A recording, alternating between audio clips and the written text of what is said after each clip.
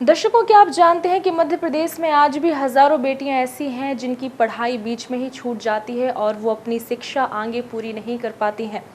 कभी आर्थिक तंगी, कभी परिवार की जिम्मेदारी, तो कभी सामाजिक परिस्थितियां। उनके सपने वहीं रुक जाते हैं और उनके जो कदम हैं वहीं स्थिर हो जाते हैं।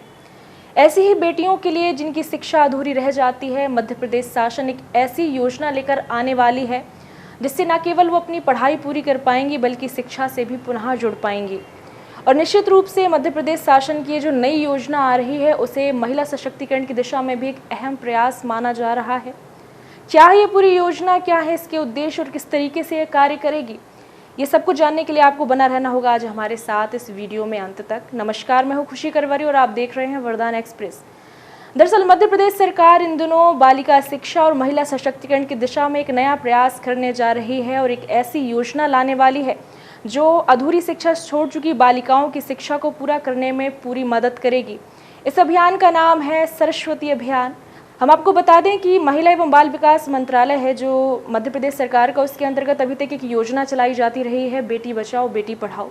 उसी के अंतर्गत एक नई पहल शुरू की जा रही है जिसका नाम है सरस्वती अभियान।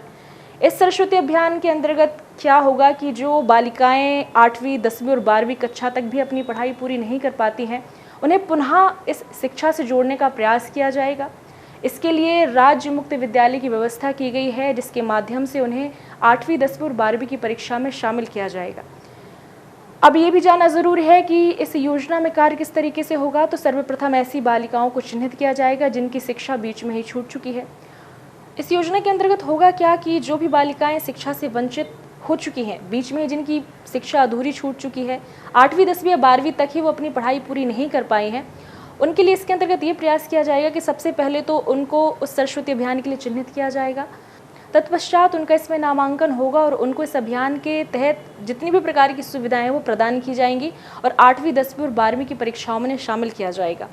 केवल यहाँ परीक्षा में उनको शामिल नहीं किया जाएगा, इसके साथ साथ उन्हें परीक्षा से संबंधित अध्ययन सामग्री, विशेषज्ञों का मार्गदर्शन और परामर्श भी प्रदान किया जाएगा ताकि वो अपनी शिक्षा को बहुत अच्छे से पूरा कर सकें, परीक्षा में अच्छा प्रदर्शन करें और परीक्षा को उत्तीर्ण भी कर पाए। निश्चित रूप से यदि हम देखें तो सरस्वती अभियान का जो उद्देश्य है वो बहुत ही अहम माना जा रहा है, क्योंकि ये एक ऐसे वंचित वर्ग को आगे लाने का कार्य करेगा जो बहुत सी परिस्थितियों से अपनी शिक्षा को अधूरा छोड़ देती हैं।